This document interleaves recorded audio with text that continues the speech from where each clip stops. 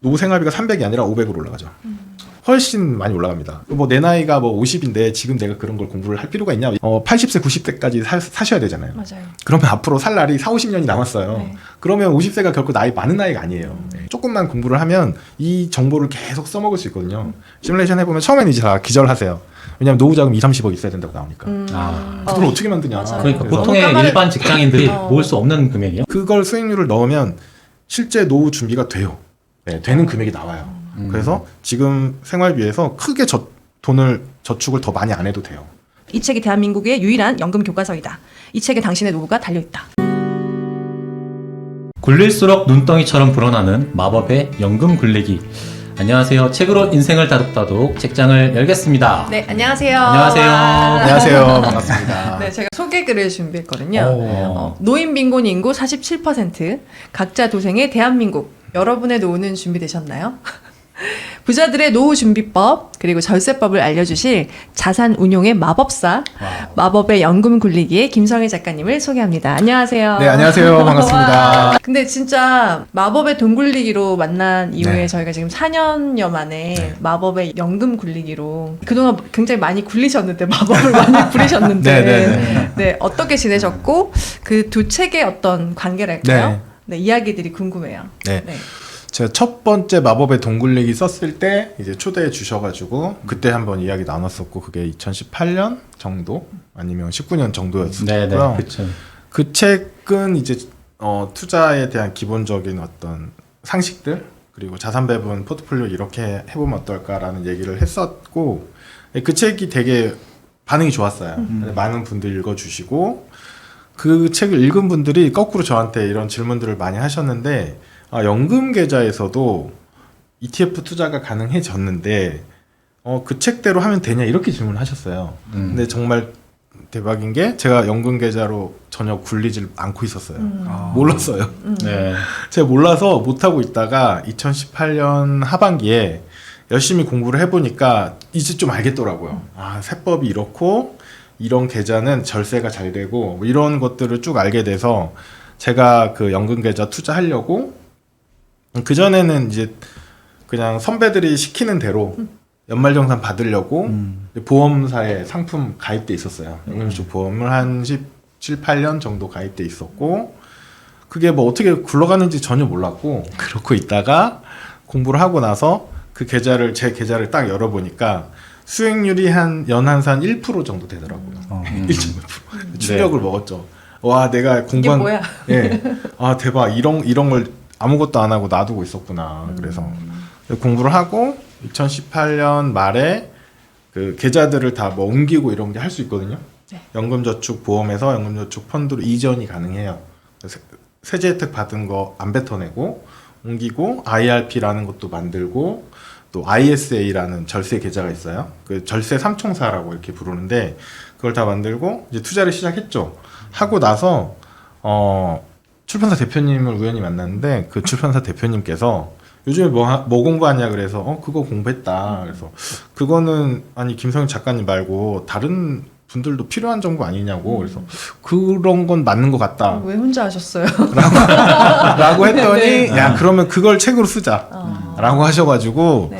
얘기가 돼서 이제 그 내용 제가 공부했던 거 모은 거를 책으로 쓰고 제가 투자했던 방식 꼭 마찬가지 분석했던 정보들을 모아서 이제 연금 굴리기를 낸 거예요. 2019년에 냈는데 책이 좀 많이 팔렸어요. 네, 많은 분들이 읽어주시고 사실 그 출판사가 마케팅을 열심히 하진 않는 출판사거든요. 그런데 정말 신경 안 쓰시는데 입소문이 좀 나가지고 계속 좀 많이 언급이 됐나 봐요. 근데 좀 그럴 수도 있었겠다는 생각이 드는 이유는 저도 이거 공부할 때 자료가 없는 거예요. 그때만 해도. 네, 그때만 해도 찾아볼 책도 거의 없고 뭐 인터넷에 막 검색을 해도 잘못된 정보도 너무 많고 그래가지고 되게 좀 고생을 했었는데 그런 정보들을 모아서 이제 정리를 해놨기 때문에 좀 도움이 되셨던 것 같아요. 그래서 많이 언급을 해주셔가지고 이렇게 베스트셀러 탑 10에는 한 번도 못 올라가 봤는데 계속 나가요. 스테디셀러로. 네. 꾸준히 나가서 그 사이에 몇 년 사이에 세법이나 이런 제도가 많이 바뀌었잖아요. 네. 뭐 한도도 바뀌고 막 이래가지고 그거를 좀 업데이트를 해야겠다는 생각을 계속 하고 있다가 작년에 제가 이제 전 직장 퇴사하고 좀 쉬고 있을 때 그 개정된 내용들 다 업데이트를 하고 상품도 업데이트하고 해서 이제 개정판을 또 내게 됐죠. 네. 그래서 지금 뭔가 연금 계좌 뭐 ISA 이게 무슨 말이지? 나랑 관련이 있는 건가라고 생각하시는 분들이 많을 것 같아요. 근데 이 강한국 작가님이 추천사를 써주셨는데 이 말이 전 되게 와닿더라고요. 이게 너무 길긴 한데 한번 읽어볼게요. 그러니까 대한민국 국민이라면 중고등학교 교과서에 사실 강제로라도 연금에 대해 배워야 한다. 연금은 노후 대비의 기초가 되기 때문이다. 놀랍게도 그런 교과서는 존재하지 않았다. 마법의 연금 굴리기 마연굴이 2019년 처음 발간되었을 당시 느낀 점은 아니 연금 관련 책이 대한민국에 이 책밖에 없다고였다. 놀라운 점은 4년이 지난 지금도 이 책이 유일하다고이다. 이렇게 이제 추천을 해주셨어요. 그러니까 이 책이 대한민국의 유일한 연금 교과서이다. 이 책에 당신의 노후가 달려있다. 이렇게 썼거든요. 정말 저희는 사실 ETF까지는 친구들이랑 카페에서 얘기를 해요. 투자 얘기가 나오면 야 ETF를 요즘 하는 게 그래도 좀 낫지 않냐? 뭐 이런 얘기를 하는데 너 ISA 하니? 뭐 그거 거기 넣니? 그런 얘기는 안 하거든요. 그렇죠. 네. 일단은 몰라서 그런 거라서 저도 몰랐었고 네. 뭐 저도 은행을 20년 정도 다녔는데 저도 몰랐어요. 잘 있는 줄은 알지만 특징이 뭔지 내가 해야 되는지 이걸 몰랐었는데 지금 말씀을 하신 것처럼 아주 간단 딱 3개밖에 없어요. 연금 저축 있고 IRP라고 개인형 퇴직연금 있고 그다음 ISA라고 종합 절세계좌가 있는데 우리말로 풀어서는 너무 길고 어려우니까 그냥 암기하시면 돼요. 제가 삼총사 딱 3개. 연금저축, IRP, ISA 그냥 암기. 네.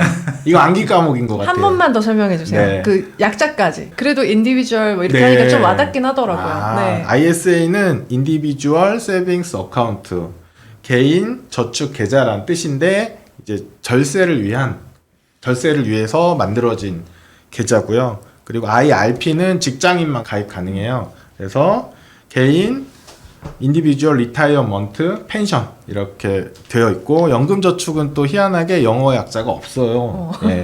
그래서 연금을 드는 개인들이 드는 연금이다. 이렇게 해서 3개가 있는데 그냥 3개를 쌍으로 암기하시고 그냥 다 가입하시면 됩니다.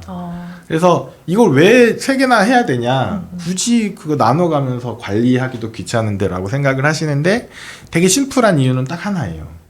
세금을 아끼면 수익률이 1~2%가 그냥 올라가요. 엄청 큰 거예요. 네네네. 굉장히 큰 수익률인데 보통 이제 굉장히 젊으신 분들, 초년생 분들은 무슨 1~2% 가지고 뭐 돈이 되냐. 약간 이런 마인드가 있으셔서 잘 안 하시는데 당연히 맞는 말이죠. 내가 1,000만 원밖에 없는데 뭐 1~2% 뭐 그 큰 돈이 안 된다고 생각하실 수 있는데 이게 나중에 계속 지내시다 보면 자산이 계속 쌓이잖아요. 자산이 쌓이면 1~2%가 굉장히 큰 차이가 돼요. 그리고 굉장히 긴 기간 동안 운용을 하시게 되면 이게 복리로 쌓이기 때문에 굉장히 차이 나거든요. 그래서 좀 자산이 있는 분들, 중장년층 분들은 이 1%, 2%를 굉장히 중요하게 생각하세요. 그런데 운용을 하는 자금의 위치가 일반 계좌냐 아니면 이런 절세 계좌에 있냐만 가지고 그 차이가 2%나 난다는 거는 엄청나거든요. 그래서 그렇게 조금만 공부를 하면 돼요. 그래서 그리고 이렇게 금융 공부를 우리가 배워본 적이 없잖아요. 네. 그래서 되게 불편해해요. 하세요. 처음에. 그리고 뭐 내 나이가 뭐 50인데 지금 내가 그런 걸 공부를 할 필요가 있냐 이런 얘기하시는 분들도 있는데 80세, 90세까지 사셔야 되잖아요. 맞아요. 그러면 앞으로 살 날이 40~50년이 남았어요. 네. 그러면 50세가 결코 많은 나이가 아니에요. 굉장히 젊은 나이기 때문에 조금만 공부를 하면 이 정보를 계속 써먹을 수 있거든요. 근데 제가 막 금융 공부 이제 하기 부담스러워 하시는 분들한테 책도 읽기 싫다. 막 이런 분들도 되게 많으신데 그냥 심플하게 좀 회사 생활이랑 좀 비교해 드리거든요. 회사를 들어가면 업무 배우잖아요. 네. 뭐 교과서도 없고 뭐 커리큘럼이라는 게 없잖아요. 그냥 닥치는 대로 배우거나 선배들한테 물어 배우거나 이런 식인데 그런 식으로 조금씩 배우면서 익혀 나갈 수밖에 없는 거잖아요. 그렇기 때문에 금융도 비슷해요. 그런데 이거를 공부를 안 하잖아요. 그러면 좀 이상한 상품에 노후자금 다 넣었다가 최근에 뉴스에 굉장히 많이 나왔잖아요. 뭐 라인 펀드니 뭐 독일 국채 어쩌고 막 이런 상품들에 노후자금 몇 억을 넣었다가 뭐 90 몇 프로를 날리고 막 이런 내용들이 있는데 그런 것들을 피할 수가 있어요. 스스로 공부를 해야. 아니면 그게 어렵기 때문에 조금씩이라도 공부를 하시고 절세 삼총사는 그냥 절세 삼총사만 암기를 하고 아 세계에 뭔가 있다. 그 궁금할 때 그 인터넷 가서 검색하시면 항상 나오기 때문에. 네. 네. 근데 제가 또 이 책 오랜만에 보면서 놀란 것은 굉장히 경력과 자격이 4년 전에 뵀을 때보다 더 이렇게 크게 성장하신 듯한 그리고 자산 운용을 이렇게 가르쳐주고 이렇게 함께 해주시기 위해서 굉장히 준비를 많이 하신 느낌을 받았거든요. 잠깐 이력 소개해 주실 수 있어요? 그러니까 이렇게 공부하신 분이 이렇게 생각해낸 게 이거다. 그거 한번 얘기해주고 싶어요. 네. 그쵸. 그때 여기 처음에 나왔을 때는 그때는 그냥 평범한 은행원이었고 그리고 책을 그때 한 권 냈었던 상황이었고 그 이후로도 저는 이 투자 방법이 너무 재밌는 거예요. 그때도 재밌었지만 계속 공부하고 계속 내용이 업데이트되고 또 심화되는 것도 있고 그러다가 이제 박사를 지금 하고 있고요. 네, 박사 무슨 과정. 박사예요? 경영학 박사를 들어갔는데 네. 연구 주제는 이제 연금과 자산 배분. 네, 요거를 계속 연구를 하고 있고 그 사이에 이제 책도 번역서 2권 포함해서 한 8권 정도 와. 다 야. 합쳐서 8권 정도 내게 됐고요. 그리고 뭐 강의도 하고 네. 네. 그리고 가장 큰 차이점은 제 은행을 다니다가 지금 관두고 지금 투자 자문사에 있어요. 네. 이 은행에서는 직접적으로 ETF를 뭐 투자를 가이드하거나 이런 거를 할 수는 없거든요. 그래서 직이 달라서 투자 자문사에서 그런 걸 자문해 드리고 그래서 지금 현재는 업라이즈 투자 자문이라는 회사에서 연금 투자 연구소의 소장으로 근무를 하고 있어요. 네, 그럼 이렇게 연구를 정말 좋아서 그리고 빠져들어서 정말 그리고 사람들에게 필요하다고 생각해서 해오신 거잖아요. 네. 그러니까 왜 이렇게 중요한 걸 사람들이 왜 아무도 모르죠?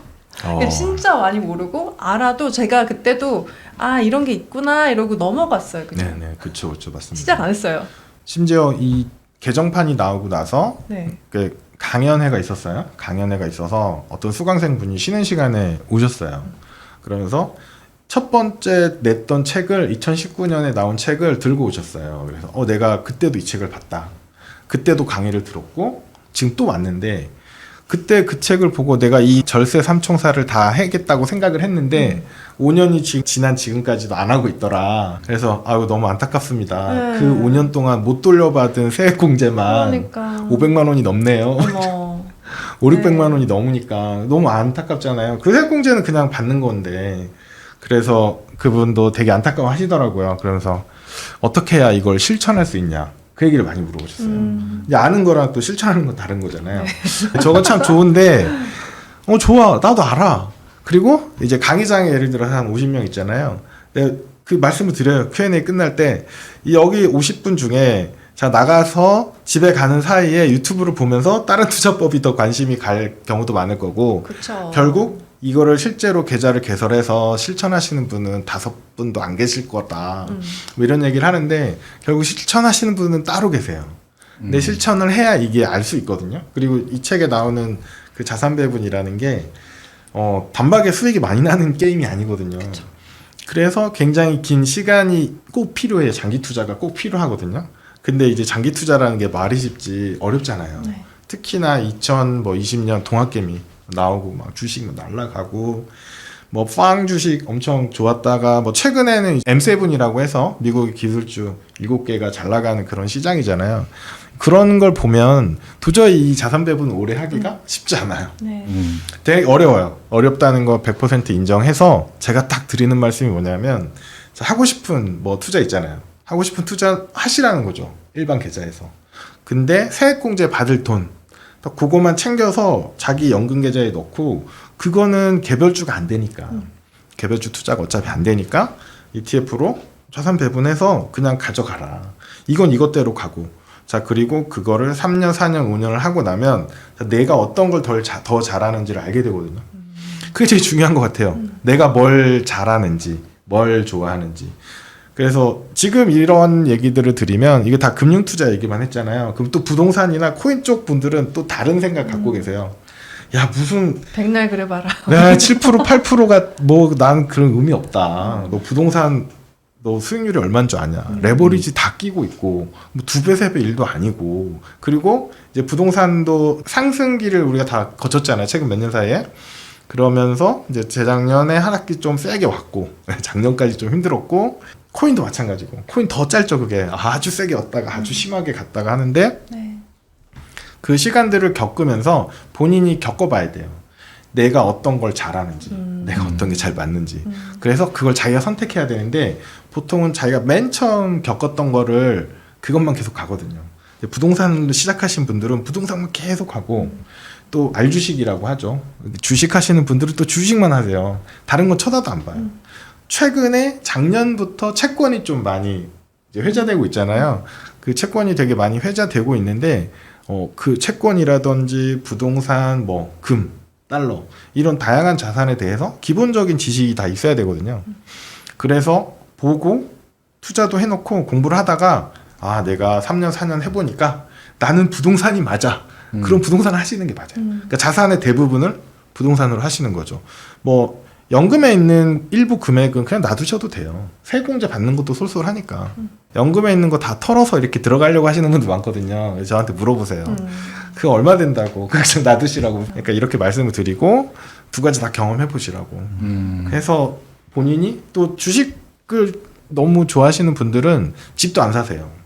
월세로. 전세 깔고 사는 것도 자긴 손해라고 생각하신대요. 그런데 그런 분들 만나서 얘기를 쭉 들어보면 뭐 자기 뭐 10배 난 주식 이런 얘기 막 하세요. 되게 자랑스럽잖아요. 근데 제가 이제 계속 물어보죠. 계속. 자, 총 투자 가능 금액에 지난 5년간 평균 수익률 알고 계시냐고. 예를 들어서 내가 총 1억이 있는데 딱 1,000만 원만 가지고 코인을 막 한 거예요.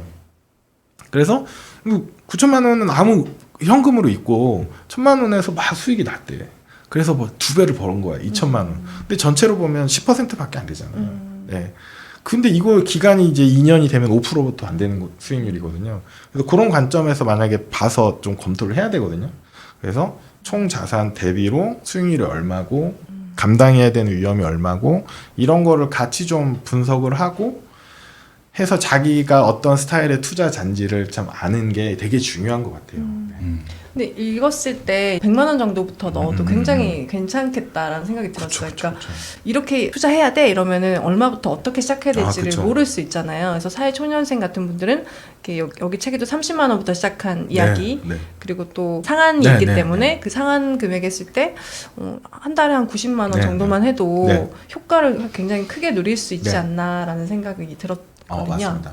그 질문도 많이 하세요. 이제 보통 자산 운용을 하거나 뭐 이런 쪽의 사람들은 그건 네가 알아서 하고 일단 들어온 건 이렇게 굴리면 돼라고 가이드를 하는데 그게 아니라 사실은 개인의 입장에서 나 한 달에 뭐 월급을 뭐 350만 원 받았는데 이번 달엔 150이 남았고 대충 평균적으로 내가 100만 원에서 150만 원 정도는 남아. 그래서 이걸 다 적금을 할 거냐 아니면 뭘 할 거냐 이걸 가이드를 해줘야 되거든요. 그쵸.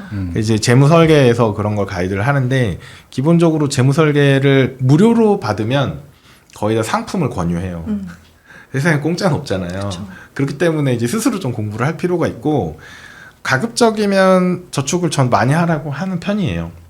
왜냐하면 이제 보통 사람들이 돈을 벌면 내가 지난달에 고생했으니까 다 써도 되는 거 아니냐고 생각하시는 분들도 있는데 내가 일을 할 수 없는 미래에 나도 그 돈을 써야 되는 거잖아요. 내가 나랑 나눠 쓰는 거라서 저축을 하셔야 되는데 정말 부담스럽다고 하시면 뭐 한 달에 20만 원, 30만 원만 해주셔도 돼요. 그래서 근데 계좌를 꼭 3개 나눠서 하세요. 왜? 처음에 얘기하셨던 10만 원씩이라도 계좌를 다 갖고 가세요. 왜 그러냐면 내가 돈이 들어가야 관심이 가고 맞아요. 관심이 가야 지식이 쌓이거든요. 그래서 연금저축, IRP, ISA에다가 10만 원, 10만 원, 10만 원 이렇게 하셔도 돼요. 그렇게 해서 계속 납입을 하면서 꾸준히 이제 모아가는 거죠. 모아가면서 그냥 현금으로 놔두지 마시고 ETF들을 이제 사보는 거예요. 그 안에서. 그러면서 해보면 공부가 돼요. 처음에는 뭐 이 책에 나온 대로 안 하시죠, 다들. 뭐 핫하다는 거 사요. 핫하다는 거. 혹은 친구가 돈 벌었다는 그 종목을 사게 되는데 그것도 괜찮아요. 왜냐하면 그렇게 해서 경험이 쌓여야 공부가 되거든요. 그리고 지금 돈이 없을 때 공부가 되는 게 좋아요. 나중에 자금이 많이 모이면 이제 무서워서 잘 안 되거든요. 그런 식으로 조금씩 투자 공부해 보시는 게 좋다. 예. 이 삼총사로 큰 금액을 굴리시는 분도 많나요? 근데 그 효과가 큰가요? 똑같이? 사실은 이 자산 배분이라는 게 네. 금액이 클수록 엄청 유리해요. 그렇죠. 네. 뭐 아주 단적으로 얘기하면 연기금, 우리나라 국민연금부터 시작해서 뭐 해외 연기금들 보면 뭐 900조, 1000조, 뭐 수십조, 적어도 수십조 단위의 자금을 운영하는데 그거는 조금만 손실이 나도 손실이 너무 크잖아요. 그래서 되게 안정적으로 운영을 하되 인플레이션보다는 더 높은 수익을 계속 내야 되거든요. 계속 꾸준히. 그러니까 다 자산 배분해요. 걔네들이. 그래서 금액이 클수록 자산 배분의 효과가 굉장히 크고 그래서 이제 보통 제가 직접 자문하는 상품도 있어요. 자문 상품을 뭐 소개하러 나온 건 아니지만 거기에 있는 분들 같은 경우에 퇴직금 받은 거 이런 거 IRP에 그대로 있거든요. IRP 통장은 이제 퇴직해 보신 분들은 아시지만 퇴직할 때 퇴직금을 IRP로 넣어줘요. 그래서 IRP 통장 만들어 와라 이렇게 하거든요. IRP에 넣어 있는 돈을 이제 자문을 저한테 요청을 하시는 거죠. 금액 단위가 굉장히 커요. 예. 보통 뭐 5억 이상, 뭐 10억 왔다 갔다 이렇게 하시는데 그런 거는 변동성이 크면 너무 불안하니까 안 되거든요. 그래서 금액이 클수록 유리한 부분이 있죠, 자산 배분이. 네. 미국 같은 경우에는 그 401k라고 네, 해서 네, 네. 그냥 일을 하면 어쩔 수 없이 넣을 수밖에 없어서 네, 네, 네. 그러니까 약간 노후가 보장이 되어버리게 되는 네, 그러니까 의도하지 않았는데 일을 하면 그래도 네, 노후가 어떻게든 살 수는 있게 되는 미국에 401k라는 퇴직연금 제도가 있어요. 네. 그래서 뭐 미국 같은 경우는 사실은 이제 기업이 선택할 수 있어요. 안 하는 데도 있거든요. 우리나라는 DCDB라는 퇴직연금 제도가 있고 이건 강제화돼 있어서 의무적으로 다 가입이 돼요. 미국의 401k하고 우리나라 제도의 차이점이 뭐냐면 DC 제도가 돈을 굴릴 수 있는 제도고 401도 굴릴 수 있어요. 근데 미국의 401 같은 경우에는 적극적으로 굴려요. 기본적으로 자산 배분이 돼 있어서 주식도 있고 그 안에 채권, 원자재 이런 다양한 상품들이 있는데 우리나라 DC는 90%가 원리금 보장형 상품에 들어있어요. 예금. 그러니까 수익이 안 나는 거죠. 오히려 가치가 떨어지는 네. 거죠. 네. 그리고 심지어 그 계좌의 관리 보수 같은 거를 빼면 오히려 물가보다 못 올라가는 뭐야. 그런 경우도 많아요. 네. 그래서 우리나라 퇴직연금이 너무 후진적이어서 작년에 퇴직연금 디폴트 옵션이라는 걸 도입했어요. 그 디폴트 옵션은 가입자 네가 아무것도 안 해도 디폴트로 이런 투자 상품에 넣어줄게요. 근데 그 투자 상품이 전부 다 자산 배분형 상품들이에요. 근데 좀 안타까운 게 디폴트 옵션을 운영하는 나라들이 연금 선진국들인데 미국, 호주, 영국 같은 나라예요. 거기는 그 우리나라로 말하면 DC형 퇴직연금의 평균 수익률이 7, 8%가 돼요. 연. 근데 우리나라는 1에서 2%밖에 안 되거든요. 그래서 그런 거를 이제 혁파하고자 디폴트 옵션이라는 제도를 도입했는데 너무 안타깝게도 디폴트 옵션에 예금을 가입할 수 있게 해놨어요.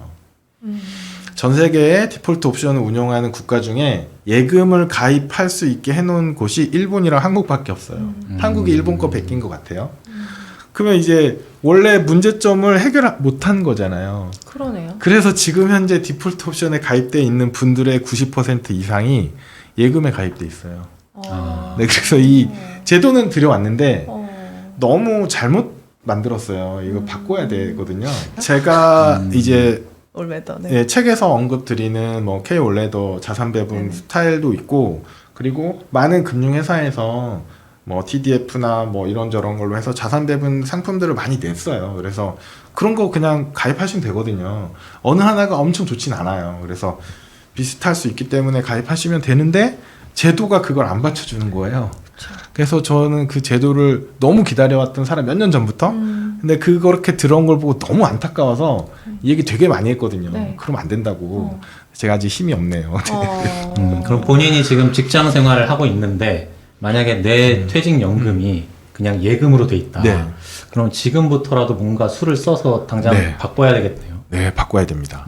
왜냐하면 심지어 제가 그 작년에 퇴사연구소라는 거를 잠깐 운영했어요. 네네. 제 유튜브 채널에서 진행을 했는데 무료로 상담을 해주는 거예요. 상담을 해주는데 어떤 분이 신청을 하시면 내가 퇴사할 수 있냐가 이제 그분의 질문이고 제가 그걸 계산해 드리는 거예요. 상황이 다 다르잖아요. 예를 들어서 50세인 분이 나 5년 후에 회사에서 잘릴 것 같다. 네. 나 퇴사해도 되냐? 그러면 이제 제가 그분의 금융 정보를 다 물어봐요. 그걸 다 조사하신 분만 상담을 해드리는 거예요. 예. 그래서 나는 얼마를 한 달에 벌고 있고, 얼마 쓰고 있고, 자산은 얼마고, 뭐 집이 있고, 뭐 이런 것들을 다 얘기를 하시면 제가 상담을 하면서 시뮬레이션을 해드려요. 평균 이제 기대연명이라는 게 있잖아요. 네. 그때까지 살 거니까. 그럼 55세 퇴직하시면 기대연명 85세인데 30년을 어떻게 살 거냐? 생활비가 제일 중요하거든요. 얼마 쓸 거냐라고 물어보면 아무도 대답 못 해요. 당연하죠. 잘 모르겠는데요. 지금 그렇죠. 네. 그럼 제가 지금 얼마 쓰냐고 물어봐요. 지금 얼마 쓰세요? 그러면 50대 넘으신 분들 뭐 700만 원, 800만 원 써요. 네. 너무 왜 이렇게 무슨 돈을 이렇게 많이 쓰냐고 하지만 자세하게 물어보죠. 애 몇이 쓰세요? 2명. 중학생, 고등학생. 학원비. 학원비만 2, 3만 그러니까요. 네. 거기에다가 아파트 담보대출금. 이게 딱 빼면 생활비 실제 쓰는 건 얼마 안 돼요. 맞아요. 네. 그러면 자 너무 걱정하지 마시고 자 애들이 언제 면에 독립하니까 이 돈은 빼고 아파트 이제 어느 정도 되면 주택연금을 돌리실 수 있으니까 이것도 빼고 그럼 생활비 뭐 300만 원 괜찮으세요? 그러면 된대요 자기는. 자기 저기 배우자하고 그 정도면 된다. 그럼 300만 원을 물가만큼 계속 올라갈 거니까 그걸 가지고 시뮬레이션 한 다음에 그 돈을 만들 수 있느냐 요걸 계산해 주는 거예요. 그러면 그 프로그램을 제가 만들었어요. 간단하게 뭐 엑셀 이용해서 만들었는데 시뮬레이션 해보면 처음에는 이제 다 기절하세요. 왜냐하면 노후 자금 2, 30억 있어야 된다고 나오니까. 이거 그 돈 기사에도 많이 나오잖아요. 그쵸. 그 돈을 어떻게 만드냐. 맞아요. 그러니까 그래서- 보통의 너무 까마득- 일반 직장인들이 모을 수 없는 금액이에요. 네, 그건. 절대 못 까마득하게 써요. 느껴져요. 네, 그래서 이거는 그냥 불가능이거든요. 네. 근데 그 같이 상담을 하면서 제가 이제 좀 가이드를 잡아드려요. 이건 이렇게 해보시고 이렇게 해보시고 그러면 예금도 이자는 주잖아요. 근데 네. 보통 기사에 나오는 건 완전 현금만 있을 때 20억 필요하다 이런 거거든요. 그러네. 그러고 보니까 그러네. 그것도 네. 그렇게 나온 거예요. 네네. 근데 실제 저랑 같이 이렇게 시뮬레이션 하면 딱 그 금액이 나와요. 자, 거기서 물가도 오르지만 예금도 금리는 최소한 주잖아요. 요렇게 계산해 보면 요 정도 필요하시고요. 그다음에 만약에 투자를 해. 적극적으로 해서 뭐 7%, 8% 수익이 난다. 저는 이제 자산 배분 투자를 오랫동안 해오고 있으니 직접 해오고 있으니까 그 정도 수익이 난다라고 저는 믿죠. 왜냐하면 제가 연구했던 자료들 그리고 실제 연기금들의 수익률도 그 정도 되거든요. 5에서 10% 사이예요. 제 성과도 5년 반 정도 됐지만 그것도 한 8% 정도 나오거든요. 그러니까 이제 그 정도 나온다고 생각을 하고 이제 깔고 가는 거죠. 그걸 수익률을 넣으면 실제 노후 준비가 돼요. 네, 되는 금액이 나와요. 그래서 지금 생활비에서 크게 돈을 저축을 더 많이 안 해도 돼요. 다만 생각을 좀 바꿔야죠. 운용을 어떻게 하는가. 네, 운용은 투자를 하는 걸로 생각을 바꿔야 돼요. 그냥 예금만 하고 뭐 이렇게 그냥 사실 내팽겨쳐 둔 것도 되게 많아요. 나 일 열심히 했다면서 억울해 네. 하시더라고. 나 일하느라 열심히 살았다. 근데 내가 그것까지 어떻게 알았냐. 아무도 맞아요. 얘기 안 해줬다. 맞아요. 억울해 하시더라고, 네. 오히려. 그런데 궁금한 게 그러면 절세 상품 3개 무조건 운용하실 것 같고 네. 그 외에 또 투자들도 더 하실 것 같고 네. 그렇게 했을 때 그런 포트폴리오를 가지고 구성해서 굴리면 수익률이 높아져서 가능해지는 거잖아요. 네, 네, 네. 그러면 현실적으로 대략 어느 정도 금액이면 월 300 정도를 수령하면서 그쵸. 살 수 있어요. 예금만 있을 때는 한 네. 2, 30억 필요했는데 네. 그렇지 않고 이제 포트폴리오를 구성해서 잘 굴리면 대략 내가 어느 정도의 돈을 모으면 한 노후에 300 정도 월 받으면서 살 수 있다. 이런 되게- 계산이 나왔을 것 같거든요. 네, 되게 쇼킹한 게 네. 제가 한 20대부터 50대까지 한 30분 네. 정도를 이제 상담해서 네. 그 영상 올렸어요. 네. 29살 남자 직장인분 케이스 좀 특이했는데 자, 그분 이제 결혼한 지 아직 1년이 안 됐어요. 결혼한 지 몇 달 안 된 신혼 부부고 돈 씀씀이가 크진 않아요. 당연히 신혼이니까. 그래서 그분 얼마 정도면 괜찮으시겠어요 했더니 자기 워낙 쓰는 게 없어서 뭐 300, 뭐 오케이 이렇게 해서 계산했는데 자기는 정년 때까지 일할 거래요. 60까지잖아요. 그럼 29세니까 30년 남았죠. 네. 30년 동안 굴려서 30년 쓰면 돼요. 60년짜리 복리 게임이에요, 이분은. 그죠? 왜냐면 다르구나. 네, 은퇴 후에도 돈을 굴릴 건강하기만 거잖아요. 하여라. 네. 근데 이분은 실제 시뮬레이션 했는데 이분 급여도 많지 않아요. 중소기업 다니시는 분이라 급여를 저한테 알려주셨으니까 그러면 급여의 12분의 1이 퇴직금으로 쌓이거든요. 퇴직연금의 계좌에다가 예. 퇴직연금 계좌에 쌓인 그것만 굴렸어요. 그것만 굴려서 네. 노후 대비가 다 됐어요. 저축 한 푼도 추가하지 않고. 그래서 네, 그분도 놀랐고 저도 살짝 놀랐어요. 왜냐하면 저 프로그램 잘못 짜진 않았는데. 네, 네. 그래서 이제 여기 가정이 부족하다. 그 제가 말씀드렸어요. 지금은 애 낳을 생각이 없지만 네. 언젠가 애를 낳을 거고. 그렇죠. 네. 지금은 대중교통이 편하지만 언젠가 차를 살 거고 집도 집도 늘려야 살 되고. 거고 늘려야 될 거고 그러면 씀씀이가 다른 사람처럼 커진다. 네.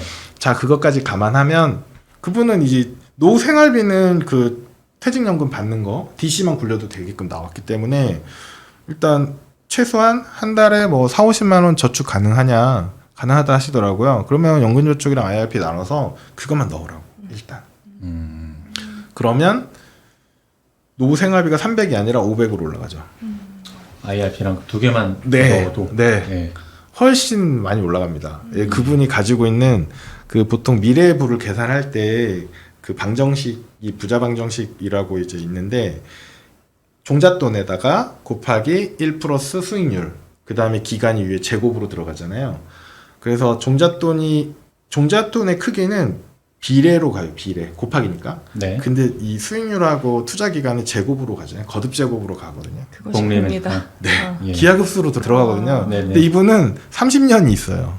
퇴직하기 전까지. 부럽다. 네, 그래서 예를 들어서 50세인 분이 상담 받으면 그분은 이제 55세 은퇴를 할 거래요. 5년밖에 없는 거예요. 그분은 정말 저축을 많이 해야 돼요. 그냥 그렇게 계산이 나와요. 그럼 한 달에 500 저축하셔야 되는데 가능하시겠냐? 네. 그분은 가능했어요. 왜냐하면 대기업 부장님이셔가지고 좀 벌이가 있으셨어요. 그리고 다 벌이가 있어서 많이 써요. 그죠?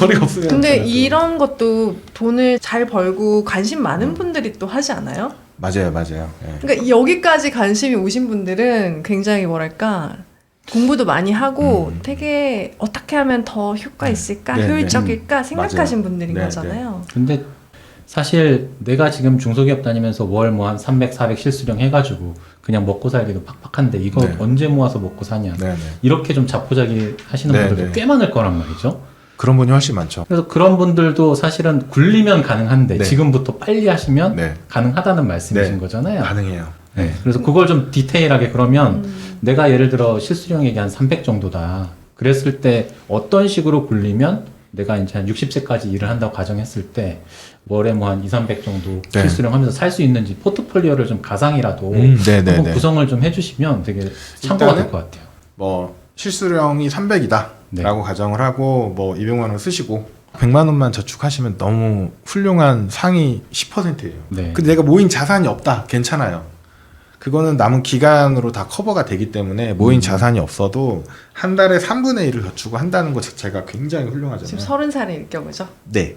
네. 네, 30살. 네. 네. 50세시면 절반 이상 저축하셔야 돼요. 아. 네, 보통은. 일단 30대부터 말씀 네, 쭉 그래서 해주세요. 네. 100만 원을 어떻게 하냐면 아까 계좌 딱 3개 있잖아요. 연금저축, IRP, ISA에 뭐 3분의 1씩 나누셔도 돼요. 헷갈리면 33만 원씩 나누시면 되고 이 금액이 얼마가 제일 최적이냐 이건 사실 크게 중요하진 않아요. 제일 좋은 건 연금저축하고 IRP는 연간 900만 원 납입했을 때 16.5%를 세액공제 받을 수 있어요. 그러면 148만 원 정도 되거든요. 연말정산 때. 네. 굉장히 큰 돈이잖아요. 900 넣고 150 받는 거니까. 자, 부부면 900 넣고 300을 받아요. 그죠? 그럼 해외여행 갈 수 있어요. 네. 그래서 저는 꼭 써야죠. 돈 써야 될 건 써야 되는데 세액공제를 넣고 정부한테 세금을 받아내는 거잖아요. 받아낸 거 가지고 돈 쓰라는 거죠. 휴대폰도 바꾸고 백도 사고 한 2, 3년 모으면 해외여행 갈 수 있잖아요. 후하시네. 30대는 저는 그렇게 써도 된다고 생각해요. 저축을 900만 원 했다는 것 자체가 상을 주고 싶어요. 정말. 네. 감사해요. 네. 30대 근데 아니지만. 그 상을 정부에서 주잖아요. 근데 30대든 40대든 다 마찬가지인데 50대든 마찬가지인데 일단 그걸 해서 그거를 일단 해놔야 돼요. 계좌를. 세액공제 받고 ISA는 일단 무조건 만들어놔야 돼요. 나중에 넣더라도 이건 나중에 한 방에 넣을 수 있고 이거는 못 넣어요. 근데 어쨌거나 그런 디테일한 건 나중에 고민하고 계좌 3개 만들고 내 저축 금액을 3분의 1씩 넣는다.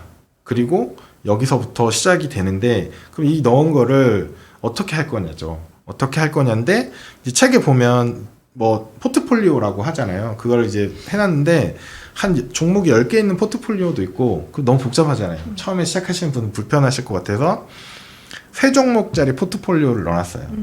일단 미국 주식, 미국 주식이 들어가고요. 그 다음 한국 주식도 들어가요. 근데 한국 주식이랑 미국 국채랑 같이 돼 있는 상품이 있어요. 그걸 사고 또 하나가 뭐냐면 금을 사는데 이 세 종목이 다 한 노출이라고 해서 달러 투자가 같이 돼 있어요. 그러면 이 세 종목만으로 분산이 어떻게 되냐면 주식, 미국 주식, 한국 주식, 미국 국채, 금, 달러. 오. 5개 자산에 균등하게 분산이 되거든요. 네. 한번 해보세요. 해보시면 생각보다 퍼포먼스 굉장히 좋아요. 근데 이거 나 그럼 너무 심플하다. 나 디테일하고 좀 더 좋은 수익률과 좀 더 안전한 MDD를 줄여주고 이런 걸 원한다고 하면 여기 나와 있는 더 긴 복잡한 9개, 10개 종목이 들어가는 포트로 하시면 되고, 근데 중요한 건 뭐냐면 기본적으로 주식은 가져가야 돼요. 포트에는. 왜냐? 장기적으로 가장 수익률이 좋고 성장성이 좋은 게 주식이거든요. 주식 시장. 개별주를 공부를 하는 건 또 다른 문제예요.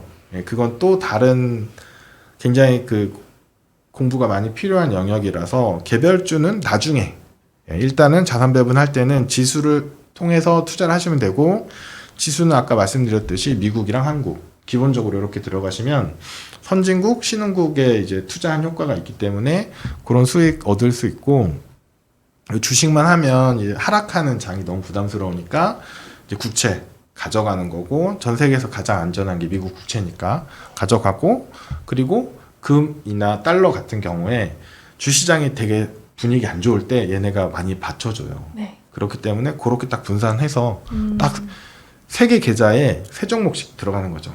각각. 그러면 333. 네. 네, 저는 진짜 이제 제가 한국인 30대고 서울에서 일하는 직장인이다. 그래서 정말 뭐 1000에 얼마 막 이런 걸로 시작을 해요. 그랬는데 여기서 내가 자산 배분을 할 수 있을까? 정말 현실적으로? 그리고 내가 뭔가 경기도 어떤 외곽에서 시작을 한다 해도 자산 배분을 내가 과연 언제 시작할 수 있을까? 이게 진짜 이렇게 좀 배부른 소리 같다고 느끼는 분들이 되게 많을 것 같은 거예요. 맞습니다. 네. 네. 맞고요. 집은 언제 사고? 네네네.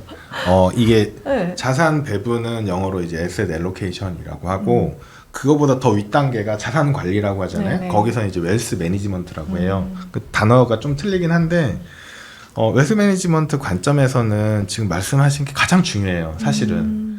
저축할 돈이 있어야 하지. 진짜 현실적인 게 거주 비용이거든요. 네. 그래서 보통 이제 제가 접근을 할 때는 리스크 관리 관점에서 접근을 해요. 예를 들어서 모든 사람이 가지고 있는 몇 가지 주요한 리스크가 있어요. 건강 리스크. 누구나 질병에 걸리죠. 그래서 이거를 해결할 수 있는 방법은 보험이 가장 적합해요. 네. 보험으로 대응을 하는 거고, 그 다음에 거주 리스크, 노후 리스크, 여러 가지 리스크들이 있어요. 자녀 리스크도 있고 뭐 있는데, 거주 리스크랑 노후 리스크 중에 자, 이 어느 게 더 중요할까요? 라는 질문을 저한테 하신 거랑 똑같아요. 둘 다 중요해요. 이거는 그러니까요. 네, 우선순위가 없어요. 다 챙겨야죠. 잘 것도 있어야 되고 먹을 것도 있어야 되니까 둘 다 챙겨야 되는데, 한쪽에 올인하는 건 전 좋지 않다고 생각해요. 자, 예를 들어서 내가 지방에서 올라왔는데 뭐 회사 취업해서 다니고 있는데 회사가 강남에 있어. 나 강남에 살고 싶어. 강남 주거비가 올라갈 수밖에 없잖아요. 그렇죠. 아무리 월세라도. 네네. 그러면 이걸 포기하게 되는 거죠. 맞아요. 네, 여기에 너무 올인해버린 거죠. 저는 그런 삶을 살아왔던 것 같아요. 오직 그 아이들과 집 하나 얻고 싶어서 이렇게 저렇게 모으고 뭐 투자도 한답시고 해보고 빚도 좀 더해서 이제 집 하나 마련해서 이제야 좀 자산 배분이란 걸 좀 해봐야 되나 싶은 그쵸. 것 같아요. 네. 네. 그래서 제가 이제 가이드 드리는 건, 난 지금 건강하니까 보험 필요 없어 라고 하는 건 아닌 것 같아요. 왜냐면 암 발병 확률이 30%잖아요. 성인 3명 중에 1명이 걸리거든요. 그래서 그런 거는 암보험 들 수밖에 없는데, 그럼 난 암이 걸릴 만한 50대 후반에 암보험 가입할래. 이건 정말 안 좋은 선택이거든요. 그때는 가입 못할 수도 있고 굉장히 큰 돈이 들어가요. 네.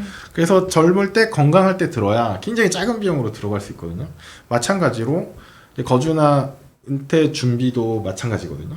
굉장히 작은 비용으로 시작해서 긴 기간에 효과를 보면서 가는 게 은퇴 준비고, 거주 리스크는 당장 해결해야 되니까 뭐 여기 뭐 친척도 없고 그러면 이제 살아야 되는데 정말 고급진 곳에 살면 비싸죠. 네. 네. 생활비도 빠듯하죠. 그래서 그거는 자기가 의사결정해야 돼요. 그래서 한 달에 30만 원도 저축 못 하겠다라고 하면 너무 비싼 곳에 살고 있는 거예요. 네, 너무 소비가 큰 거예요. 그거는 방법이 없어요. 그거는 40대도 마찬가지예요. 네, 40대도 저축할 돈이 없대요. 네, 항상 똑같은 얘기들을 하고 50대도 똑같은 얘기를 해요. 저축할 돈이 없대요. 주거비, 학원비 빼면 실제 쓰는 돈은 월 네. 뭐 한 100, 진짜예요. 200 안 되는데 네, 맞아요. 거기에서 다 나가고 뭐 대출 갚고 그러고 네. 나면 내가 실제 쓰는 용돈 한 달 월 50도 안 되는 사람도 엄청 많을 거예요. 제 지인도 대기업 부장급 이어서 저녁을 먹으면서 얘기를 하는데 자기는 그 월급을 많이 받아요. 뭐 1억 이상 받겠죠. 1억 이상 받는데 저축할 돈이 없대요. 아, 한 달에 그건 좀- 30만 원 한대요. 아, 그건 좀. 근데 그분은 굉장히 진지해요. 아, 네. 그래서 제가 하나씩 물어봤어요. 네, 하나씩 물어봤어요. 일단 너- 차 두 대죠. 차 2대고 애 2이고 네, 뭐 이런 식으로 쭉 가요. 근데 본인은 이제 그게 너무 필요한 거예요. 그럼요. 다 설명이 돼요. 그게 왜 필요한지. 그 이제 알겠다. 그럼 너 의사결정해야 된다, 이거. 한 달에 2번은 필드를 나가야 된대요. 골프를 치는데. 네네. 아니, 자기 나 삶에 낙이 없고 그 정도도 못하냐 내가 이렇게 보는데 이렇게 말하니까 그 사실 설득이 안 되거든요. 그래서 그거는 너가 선택해야 된다. 그럼 너가 골프를 하나 줄이고 차를 한 대 팔고 해외여행을 한 번 줄이고 아이들 학원 줄여라. 아니면 너는 노후에 자녀들과 즐겁게 만나지 못할 수도 있다. 제가 막 약간 악담하죠. 왜 그런 얘기 하냐면 그냥 팩트잖아요. 그 제가 자녀 관련된 책도 냈거든요. 그래서 부모들이 아이한테 뭐 증여 어떻게 하냐 이런 거 막 물어보세요. 그 방법을 다 써놓긴 했는데 그 책의 메인은 애 세뱃돈 용돈을 함부로 쓰지 말라는 거예요. 그것만 잘 굴려줘도 굉장히 큰 돈이 된다는 거였고 당연히 증여나 상속을 해주는 것도 좋고 그 방법에 대해서 다 언급을 했는데 제가 뭘 물어보냐면 본인의 노후 자금은 다 가입했냐? 올해 납입분 다 넣었냐 물어봐요. 대답을 못해요. 네. 예를 들어서 본인이 제가 말씀드린 절세 삼총사에 다 넣으려면 3,800만 원 들거든요. 한 명당. 네. 배우자까지 하면 7,600이 필요해요. 그걸 넣을 수 있는 사람 없잖아요, 별로. 거의 없거든요. 근데 자녀 거를 자꾸 해주려고 해요. 그래서 제가 뭐라고 하냐면 자녀한테 많이 증여해 주는 거 좋은데 자녀가 나중에 성인이 되면 부모를 어떻게 만나러 오겠냐. 부모는 돈이 하나도 없는데. 돈 달라고 하는 건 자식한테. 네. 근데 자식한테 자꾸 돈 달라고 하면 자식 보고 싶겠냐고. 그럼 서로 인상 쓰고 분위기 안 좋다. 그런 부모가 될 거냐, 노후에. 아니면 본인 연금 잘 만들어 놨다가 한 달에 300, 500 받으면서 아주 부자는 아니지만 누군가한테 부담스럽지 않게 생활하고 아이가 우리 집에 놀러 왔을 때 손주를 데리고 왔을 때 용돈을 줄 수 있는 할머니 할아버지가 돼야 되지 않겠냐. 저 계속 이렇게 얘기하거든요. 그걸 준비하는 게 와닿는다. 좋은 부모가 되고 네. 많은 걸 남겨주는 거지. 뭐 돈 몇 천만 원, 몇 억 주는 게 중요한 게 아니다. 뭐 계속 그런 얘기를 해요. 네, 계속 드는 생각이 일단 노후 얘기만 했었는데 그러면 이 세계 절세 계좌를 잘 운영만 해도 그냥 월 300 정도 노후에 그렇죠. 들어오니까 그걸로 네. 먹고 살 수 있다. 그렇죠. 라고 이제 간단하게 생각하면 좋겠는데 사실 그거 가지고 주거의 문제가 전혀 해결이 안 되잖아요. 그렇죠. 사실은 내 소득 안에서 네. 주거와 노후를 다 네. 해결해야 되고 네. 나중에 애도 생기면 자녀도 또 맞아요. 책임져야 되고 네. 그러니까 다 포기하고 나 혼자 살기도 벅차. 노후 하나만 책임지고 살기도 힘들어. 네. 이런 결론이 나오는 거잖아요. 네네. 좀 현실적으로 어떻게 준비해야 될까요? 그거를. 선택이죠. 저는 선택이라고 보고요. 네네. 지금 이제 말씀하신 것처럼 집값이 너무 비싸서 뭐 잘못됐다 뭐 이런 얘기 하시는 제가 별로 안 좋아하는 단어 중에 잘못됐다 세상이 잘못됐다 이런 거예요. 그 세상은 옛날에도 잘못됐었고 지금도 잘못됐지만 앞으로도 결코 좋아지지 않을 거라고 더 생각하고 안 물론 좋아지겠죠. 네. 그걸 위해서 선거도 열심히 참여하고 해야겠지만 자 현실을 보면 그래서 강남의 아파트 값이 얼마라서 잘못됐다. 우리 같은 사람은 어떻게 사냐라고 하는데 강남에 꼭 모든 사람이 강남에 가서 살아야 되는 건 아니잖아요. 맞아요. 그 서울에서 뭐 1시간, 2시간 걸리니까 너무 멀죠. 원데 현실이니까 받아들이자는 거죠. 거기서 그 안에서 내가 선택할 것들을 선택하고 포기할 거 포기하고 챙겨갈 거 챙겨가는 거죠. 그런 식으로 접근하지 않으면 답이 없기 때문에 그거는 이제 선택의 문제라고 생각을 해요. 그래서 아파트 값이 비싸다고 이제 얘기를 하지만 아파트를 준비하는 방법은 다양하잖아요. 사실은 집은 혼자 사는 거 아니잖아요. 은행이랑 같이 사는 거잖아요. 네, 은행의 도움도 받고 뭐 이렇게 해서 접근을 하는 거죠. 아니면 정부에서 나오는 각종 그런 것도 접근을 하고 그리고 더블 역세권의 새 아파트 30평대를 난 살아야겠다라고 하면 사실 할 말이 없어요. 그건 그분의 선택이기 때문에 그럼 거기 들어가려면 나는 영끌해야 된다. 그건 그거 선택하셨으니까 본인이 그건 알아서 하시는 거고 그게 아니라 조금 양보해서 경기도권으로 난 나오게 되면 저축 충분히 할 수 있죠. 네. 집값을 갚다가 집을 이렇게 돌려서 받을 수 있지 않나요? 주택연금. 네, 그래서 그거는- 주택연금 전 무조건 추천합니다. 주택연금을 가장 많이 반대하는 사람이 누군지 아세요? 몰라요. 자녀들이래요. 아, 그렇죠. 내가 받을 게 없잖아요. 내 유산이 줄어드네요. 네, 그래서 굉장히 심하게 반대한다고 해요. 어머, 와. 반대하는 그래서- 건 좀 그렇다. 제가 아는 선배님이 음. 초등학교, 중학교 아들이 있었는데 예전 얘긴데 그분이 이제 집이 두 채 있었어요. 네, 경기도에 두 채가 있었는데 투자 목적으로 하나 더 사신 거죠. 근데 어느 날 작은 애가 초등학생이 와서 그런 얘기를 하더래요. 아빠 내 건 어느 거야? 벌써 하나 형 거 하나 자기 거. 똑똑하네. 네, 그냥 뭐 애들이 다 그런 걸 이미 알고 있고 다 계산하고 있어서 그러니까 이제 주택 연금에 대해서 반대를 하는 거라서 굉장히 잘 교육을 해야 되는 게 집에서 네 인생 네가 사는 거다. 난 줄 거 없다. 맞아요. 다 주택 연금을 다 돌릴 거고 전 저희 아이들한테 계속 그런 얘기 하거든요. 네. 그래서 아까 그 계좌 3개 가지고 300만 원 만들었으면 자 국민연금 계산 안 했잖아요. 거기서도 한 100만 원이 나와요. 그리고 주택연금 돌리면 얼추 100만 원 정도 나올 수 있어요. 그러면 요거 3개면 500만 원이거든요. 노후생활 500만 원 결코 작은 돈이 아니에요. 네. 여기서 질문. 그 국민연금을 이제 뭐 한 10년, 20년 내로 수령할 수 있는 분들은 그래도 그 정도 연금을 받을 수 있잖아요. 근데 이제 2030 네. 국민연금 내야 되는 입장에서는 고갈된다 뭐 이런 얘기도 들리고 55년인가요? 네. 그리고 자기들은 연금 내고 싶지 않다 이런 의견들이 되게 많다라고 알고 있어요. 그쵸. 그분들 입장에서는 사실 내가 국민연금 내는 게 되게 마이너스일 수도 있는 거잖아요. 네, 네. 입장이 전혀 다를 것 네. 같거든요. 그 질문도 되게 많이 받는데 네. 사실 뭐 어떻게 할 수 있는 게 없잖아요. 법인데. 이제 국민연금 제도나 운영의 문제점 굉장히 많고요. 굉장히 많은데 일단은 국민연금이 제로가 되진 않을 거예요. 어느 정부가 됐던 무조건 연금 개혁할 거고 연금 개혁은 무조건 적게 주고 늦게 주고 해서 계속 그게 생존하도록 만드는 거라서 네. 어떤 시기 됐던 간에 연금이 없어지진 않을 건데 문제는 저도 국민연금 내기 별로 좋진 않아요. 예, 저도 혜택 받는 케이스는 아니어서 네. 네, 줄어들기 시작한 이후에 받게 되기 때문에 근데 그거는 이제 피할 수 없는 거니까 그거에 대해서 고민하기보다는 그렇기 때문에 절세 삼총사로 내 연금을 만들어야 돼요. 네. 국민연금 믿을 수 없기 때문에 예, 그런 걸 알아야 되고 국민연금이 왜 문제인지도 한 번 더 생각해보고 그러니까 욕하면 좋죠. 욕하면 편한데 그게 아니고 대안을 만들어야죠. 현실이니까. 네, 대안을 만들면서 국민연금이 아니라 그럼 다른 연금으로 내 걸 만들어야 되나? 이렇게 생각을 하고 당장 자기 회사에서 입금해주는 퇴직연금부터 잘 굴릴 생각을 해야 돼요. 근데 그거는 신경 안 쓰면서 네, 그건 신경 안 쓰면서 이거 욕만 한다고 뭐 도움되는 게 아무것도 없으니까. 네. 그럼 작가님은 이제 사실 이 연금 굴리기를 하신 지가 짧다면 짧은 시간을 하신 거잖아요. 우리가 알게 네. 된 게 얼마 되지 않았으니까 네. 삶이 어떻게 바뀌셨는지. 궁금합니다. 제가 네.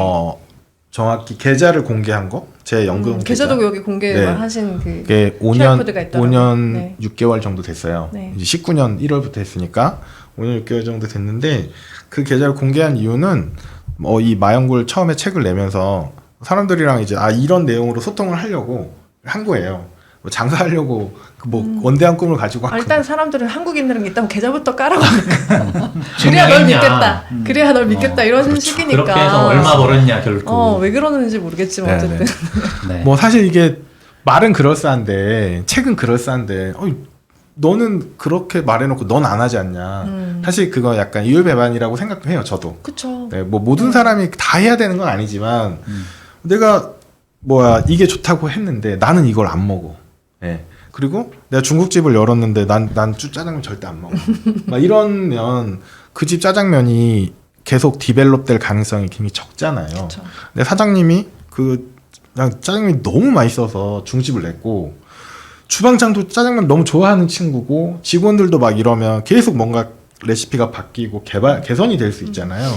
저 약간 그런 쪽에 좀 더 동의하는 편이거든요. 그래서 그런 계좌 공개를 하고 이렇게 한 거고, 그리고 그 사이에 금융시장에 많은 일이 있었죠. 많은 일이 있었죠. 코로나로 인해서 시장이 한번 붕괴됐다가 돈 풀기로 엄청나게 올랐다가 그 다음에 2021년 하반기부터 부동산 죽고 코인 죽고 주식 완전 박살나고 국채 박살나고 난리가 아니었죠. 그 사이에 또 달러는 막 1,400원대 갔다가 네. 좀 빠졌다가 다시 또 이제 달러의 위치가 옛날처럼 1,000원대가 아니고 1,300원대로 바뀌어버렸잖아요. 그리고 금도 2010년에 고점 찍고 계속 빠지다가 지금 이제 또 금을 또 좋아하시는 분들 되게 많더라고요. 그래서 세상에 되게 많은 일들이 일어나는데 내 계좌는 꾸준히 우상향하고 있다는 걸 계속 보여드리는 거죠. 실제로 어떤 결과가 나오셨어요? 지금 5년 5개월 정도 됐고 네. 5년 6개월 정도 됐는데 연으로 한 8.7% 와. 정도 수익. 계속 네. 그 힘든 시기 코로나 야. 시기에도요. 대단하다. 코로나 때 당연히 빠졌죠. 좀 근데 빠졌지만 반등했고. 그리고 2022년에 한 15% 빠졌어요. 네, 1년 동안 굉장히 많이 빠졌죠. 근데 그 전에 오르고 2023년에 15% 오르고 올해 한 10% 오르고. 그래서 누적 5년 5개월의 누적이 연 환산으로 한 8.7% 정도. 네. 근데 진짜 사실 이 기간이 정말 큰 변동성의 기간이었는데 사실 역사적으로도 기록될 만큼 근데 그 15%밖에 안 기간에 빠졌다는 게 되게 안정적으로 그래도 네네. 이렇게 수익을 거두셨네요. 그래서 어떤 분들은 이제 굉장히 금융시장이 함축된 몇 년이었다라고 얘기를 맞아요. 하시는 분들도 네네. 있고 네. 그 시장을 겪으신 동학개미 분들, 네, 동학개미 분들이 주식 계좌가 그 전 2019년 전에 비해서 2배, 3배 이상 늘었거든요. 그쵸. 참여한 사람이 너무 많아. 그 좀 다행인 것 같아요. 그건 그렇죠. 그런 식으로도 이제 투자를 시작이라도 해야죠. 네, 네. 시작을 해야 돼서 네네. 네. 그럼 하다 보면 이런 것도 공부하게 되고 이런 것도 공부하게 되는 거라서 네, 그렇게 접근하는 것도 뭐 이 책을 좀 좋아하고 또 관심 갖고 있는 분들 중에서는 그런 시장에 부침이 좀 있었잖아요. 그러니까 내가 막 올라갈 때는 즐거웠어. 그냥 내가 실력이 좋아서 다 버는 줄 알았는데 알고 보니 운이 좋았던 거라 한번 이렇게 호되게 혼나고 나니까 나 이렇게 투자하면 안 되겠다 그런 깨달음을 많이 줬잖아요. 그래서 이제 앞으로는 좀 안정적으로 좀 부침 없이 그냥 연간 뭐 한 7% 8% 꾸준한 수익만 나왔으면 좋겠다 이런 생각 하시는 분들도 꽤 많이 늘었을 것 같아요. 그래서 배당주도 그래서 핫했던 것 같고 맞아요. 아우 나 이제 부침은 너무 싫어. 안정적으로 내 마음이 평온하고 싶어 이런 분들도 이제 관심 많이 네. 가질 것 같거든요. 그런 분들 어떻게 좀 가이드 해주시면 좋은지. 그래서 그런 분들한테 이제 저는 책을 통해서 설명을 드렸으니까 제 네. 내용대로 해보시고 제가 뭐 최고의 정답은 아니니까 더 네. 아이디어들이 있으실 수 있으니까 해보시고 결국은 이제 지식보다 실천이 또 되게 중요하잖아요. 안 하면 뭐 도루묵 깡이라서 실천을 꼭 하시라고 말씀을 드리는데 이게 진짜 어려워요. 하다가 잊어버리고 까먹고 회사 생활 바쁘니까 또 안 하고 리밸런싱 1년 내내 안 하고 네. 또 추가 불입해야 되는데 또 깜빡하고 올해는 세액공제 못 받았고 막 이런 경우도 너무 많고 그래서 그런 거는 사실은 도와드릴 수 있는 방법이 뭐 있을까를 되게 고민을 많이 했었는데 은행을 나온 이유 중에 또 하나기도 했는데 직접 도와드리는 거죠 제가.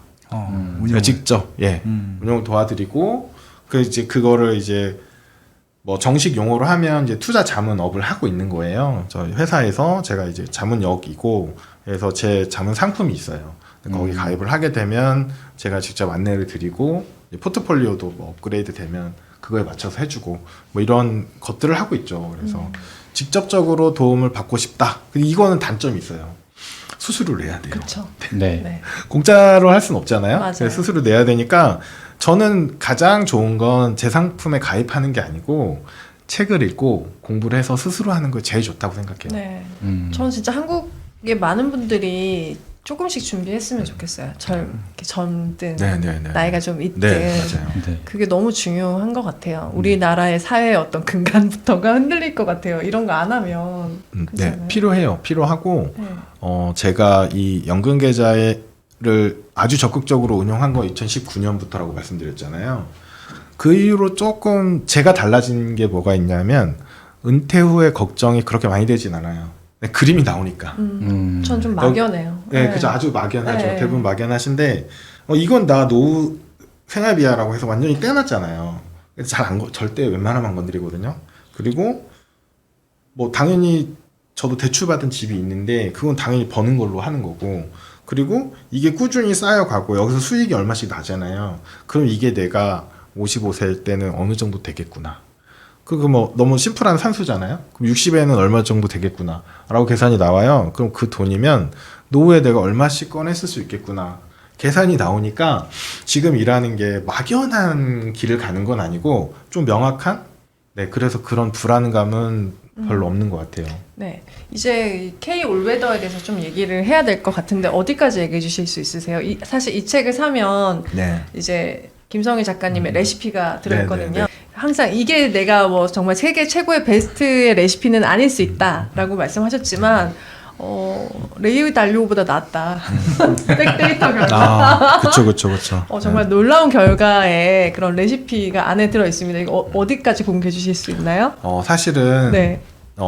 네이버 가서 치시면 다 나와요? 네, 다 찍어 올려져가지고 아이고 이런 저작권 다 위반을. 보실 수 있어요. 근데 그거 뭐 제가 찾아서 뭐 이렇게 안 하는 이유가 뭐냐면 그거 자체가 중요한 게 아니고 그 맥락이 중요하거든요. 왜 이렇게 했는지. 맞아. 네. 그 맥락을 잘 이해를 해야 그걸 신뢰할 수 있고 본인이 실천할 수 있어요. 네. 근데 그거를 도서관 가서 책 빌려보시라고 해요. 예, 도서관에 가서 책 빌려보시고 이 논리가 맞다 싶으면 해보시는 건데, 아주 간단하게 설명을 드리면 이 포트폴리오의 앵커 핵심이 되는 거 주식이에요. 왜냐하면 장기적으로 가장 수익이 좋았기 때문에 주식을 절반 넣어요. 총 100%면 절반을 넣는데 이 주식 절반을 어딜 걸 넣을 거냐가 또 문제잖아요. 미국 거냐 한국 거냐 하는데 많은 분들이 이제 미국 걸 하고 싶어 하세요. 왜냐하면 최근 10년 동안 미국이 너무 좋았으니까. 근데 과거 제가 1930년대부터 10년 단위로 조사를 해보면 미국과 신흥국의 성과를 비교해보면 미국이 더 앞섰던 거는 3-4번밖에 없어요. 나머지 다 신흥국이 좋았어요. 그래서 미국만 좋을 거다라는 가정은 좀 안 맞아요. 좀 주의하셔야 하는 게 미국의 지금 AI 혁명, 그리고 몇 년 전에 4차 산업혁명 뭐 이런 것들로 인해서 미국의 기술력이 세계 최고고 네. 세계 최고의 회사들이 미국으로 몰려가잖아요. 그래서 미국은 주식 안 빠질 거라고 생각하는데 미국이 2000년에도 똑같은 나라였어요. 근데 2000년에 미국 주식 반토막 났고 나스닥 마이너스 80% 갔어요. 그때 기술력이 없었던 게 아니잖아요. 그쵸. 네, 똑같은 나라예요. 그래서 그런 스토리텔링스러운 아름다운 스토리는 좋은데 실제 팩트는 안 그렇거든요. 그래서 저는 분산하라고 가이드를 드리고 가장 심플하게는 미국 S&P 500 대형주 반, 뭐 한국 반 이렇게 가도 되고, 신흥국에 한국이 좀 불안할 수도 있잖아요. 그래서 신흥국 움직임이 되게 다르거든요. 그래서 책에서는 중국, 인도, 한국 이렇게 3분의 1씩 넣으라고 말씀을 드린 거고, 신흥국의 뭐 3대장이라고 보시면 돼요. 주식에 반했으니까 나머지 반은 어떻게 하느냐, 이 주식이 빠질 때 같이 빠져요. 예. 그래서 2022년에도 좀 많이 같이 빠졌고 코로나 때 같이 빠졌고 뭐 그런 경우들이 있기 때문에 그때 커버해 줄 수 있는 게 뭐냐를 고민하는데, 제가 고민한 거는 국채 3개, 국채 30%, 금 20% 이렇게 들어가요. 국채는 반반 나눠서 한국, 미국 뭐 이런 식으로 접근하고, 미국은 좀 더 나눌 수도 있고 책에는 그렇게 되어 있는데 나머지 20%는 금에 들어갑니다. 이제 달러가 없잖아요. 달러가 없는데 이 상품들을 보면 미국 주식이나 미국 국채, 금 같은 경우에 환 노출이라고 해서 달러가 이미 포함되어 있어요. 그래서 그런 것들로 구성을 해놨으니까 이렇게 분산을 해놓으시면 생각보다 안정적이고 수익성도 괜찮은 네. 포트가 되는 거예요. 약간 모르는 분들은 이렇게 얘기하실 수 있을 것 같아요. 아니 지금 미국 주식이 나스닥이 연일 막 최고가를 갱신하고 있고 막 뭐 애플이랑 막 나만 없는데 이렇게 오르는데 지금 제 마음의 소리입니다. 근데 어떻게 지금 들어가면 안 되지 않냐. 지금 들어가서 맞아요. 막 확 내려가면 나만 바보 되는 거 아니냐. 맞아요. 이렇게 물어보신다면? 두 가지 질문이 있어요. 네네. 지금같이 주식이 쫙 좋을 때 하나가 이제 야 이제 지금이 고점이면 어떡하냐. 그쵸. 네. 그런 질문이 있는데 일단은 아주 명확한 답이 뭐냐면 이거 피해갈 수 있으면 너무 좋죠. 근데 그럴 수 있는 사람 한 명도 없습니다. 맞아요. 한 명도라고 제가 말씀했잖아요. 그쵸? 절대적인 표현을 저 쓰는 거 되게 싫어하거든요. 있을 수도 있으니까. 아. 네, 전 세계 어딘가에 있을 수도 있으니까. 근데 이런 표현 싫은 거 싫어하는데 그 타이밍을 맞출 수 있는 사람은 한 명도 없다고 제가 단언할 수 있어요. 내가 잘 알고 있으니까 나한테 회비를 많이 내면 너만 알려줄게라고 얘기는 하지만 못 맞춰요. 그렇죠. 네, 그리고 대부분의 사람이 못 맞추기 때문에 그런 사람이 있을 수 있죠. 근데 없다고 전 생각하고 그래서 그 타이밍 맞추기를 만약에 포기를 하면 심플해져요. 타이밍을 알면 전 세계 부를 다 거머쥘 수 있죠. 예, 근데 모르기 때문에 포기를 하는 거고 두 번 똑같은 질문이 뭐냐면 더 많이 올라가면 어떡하냐. 예, 두 가지 질문이 똑같이 나와요. 더 많이 올라가면? 네, 지금 분산해 놨는데 아니 분산하지 말고 주식이 더 올라가 버리면 주식 사는 게 맞지 않냐. 이런 질문도 있거든요. 왜 배분하냐? 네. 네네. 근데 그것도 마찬가지죠. 더 언제 빠질지 모르니까. 네. 그래서 이 타이밍을 모르니까 분산을 하는 거예요. 예. 그래서 그런 질문 최근에도 들어왔어요. 뭐 S&P 500, 나스닥 연고점 막 52주 신고가 막 갱신하고 있거든요. 그래서 그런 질문 들어오면 되게 재밌는 게 뭐냐면 인도도 갱신하고 있고 일본도 갱신하고 있고 코스피도 갱신했어요. 우리 미국밖에 몰라. 그래서 이제 그런 부분들이 있는데 그런 타이밍 잡는 게 너무 어렵고 그리고 이제 지금 적정 가치냐 뭐 이런 거 물어보시는 분들 계세요. 지금 나스닥이 적정하냐 뭐 PER이 어쩌고 PBR이 어쩌고 얘기를 하는데 모르죠. 근데 그거는 올 초에도 몰랐잖아요. 근데 그 사이에도 이만큼 올랐어요. 네. 그래서 그거 맞추는 건 너무 어려운 게임이니까 좀 더 쉬운 자산 배분이라는 게임을 먼저 접근하고 만약에 내가 이게 너무 투자가 내 취향이다 라고 하시면 더 깊이 있게 공부하셔서 뭐 그런 것도 또 접근해 보실 수는 있겠죠. 네. 저 요즘 좀 돌아가는 경제 분위기를 보면 N이 되게 싸졌잖아요. 네. 우리 입장에서. 네.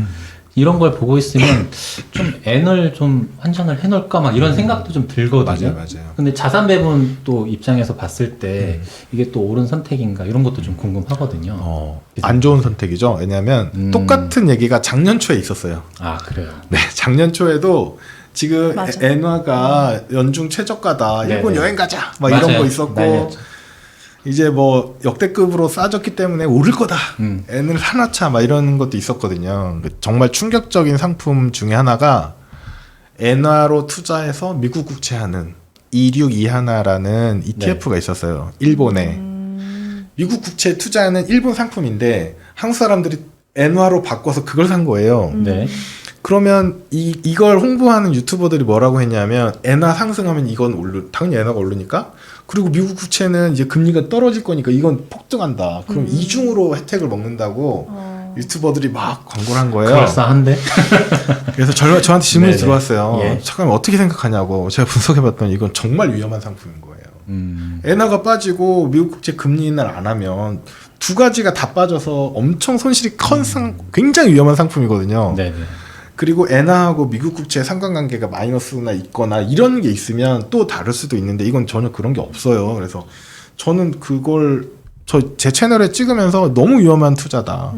양쪽에서 두들겨 맞을 수 있다라고 했는데 정말 제 본의 아니게 엔화가 더 빠졌어요. 아이고. 네. 그리고 미국 금리는 안 하고 있어요. 네. 국채 가격이 하락했어요.